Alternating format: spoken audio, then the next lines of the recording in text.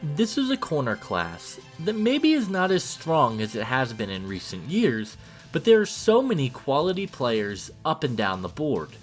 We've done so many of these prospect spotlight videos discussing a prospect and their strengths and weaknesses, and one of the most requested players that we've yet to do is Iowa State cornerback tjtampa, a player who is still a very raw prospect, but he has a ton of upside and has been mocked rather high in the 2024 NFL Draft.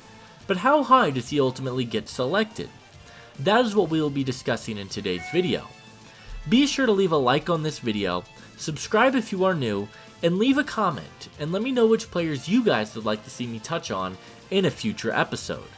But without further ado, let's take a closer look at tjtampa.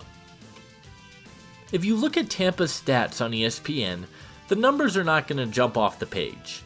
In 2022, Tampa had 1 interception and 7 pass deflections, but his coverage stats are very solid. He only allowed 248 yards on 43 targets on the season, and he was very productive and he was very hard to throw the football against. His numbers were nearly identical in 2023. He had 2 interceptions and 7 pass deflections, but once again, only allowed 240 yards on 49 targets, and he showed some really nice coverage abilities. Tampa is a player who has quite a bit of buzz heading into the combine, and there's a lot to like with him. Tampa has phenomenal size at the cornerback position. He is 6'2", 200 pounds, and he has a very impressive frame. He is tall, but he also has the ideal length, and he has really long arms, and he used those to make some plays on the football. Tampa has great reaction time and is a very instinctual corner. He has great quickness, and there were some plays that he made where he was able to close very quickly on the football and wrap up to make a tackle, and I was really impressed with that. Tampa had incredible instincts, and I loved how quickly he reacted. Tampa also has really solid speed to match up with wide receivers down the field, and he is super quick, and you love to see that from your star corners. Tampa is a very toolsy cornerback prospect with a lot of upside. He shows some really nice flashes, especially in zone coverage.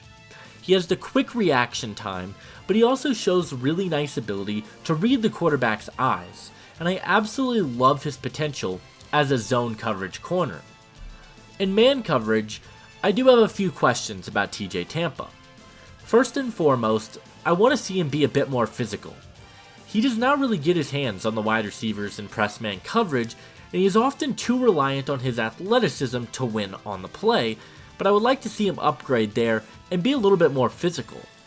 Another thing I noticed with Tampa in man coverage was he did have lackluster change of direction. Tampa plays with really tight hips, and he's not the most fluid mover in the world. He is still a very raw prospect, and the upside is certainly there, but his man coverage is still a bit of a question mark. Tampa as a tackler I think could improve as well.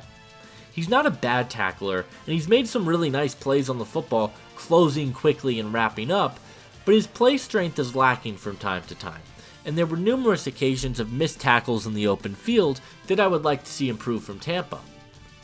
Tampa has a lot of upside and potential. He has fantastic size, really good instincts, and has showed the ability to make good plays on the football. Tampa is my number 7 corner in this class. He has shown his production over the last 2 seasons, and while the interceptions and the pass deflections might not be super high, he's still a player who has been really good in coverage, and he's still a very moldable prospect. I think he can be a solid starter, but he's not one of those guys that you throw to the wolves right away, and I think it could take some time for him to translate to the NFL. He is my number 46 player on my big board. Tampa would work best in a primarily zone coverage or off-man coverage scheme. He does not quite have the movement abilities to play uptight and press man coverage, but time and time again, he showed really good instincts in zone coverage. I see that in off-man as well because he can react quickly. I think this is where his game is going to translate best to the next level. Athletically, he's going to test extremely well, and it reminds me a lot of a player from last year's draft class, and that is Colts cornerback Julius Juju Brents. Brents was a second round pick in the 2023 draft who coming out had a lot of the same concerns. He showed excellent skills as an athlete in zone coverage, but there were a lot of concerns that people had with him in man. Both Brents and Tampa have phenomenal size at the position, great length, and are elite athletes, but the man coverage skills could improve for both. So that's my comparison for Tampa. He reminds me a lot of Juju Brents from last season.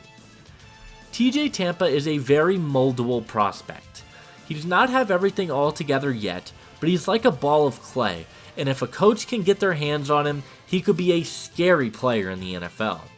I think he's going to be a fantastic player if and when he does pan out, and I believe tjtampa will be a second round pick in the 2024 NFL Draft.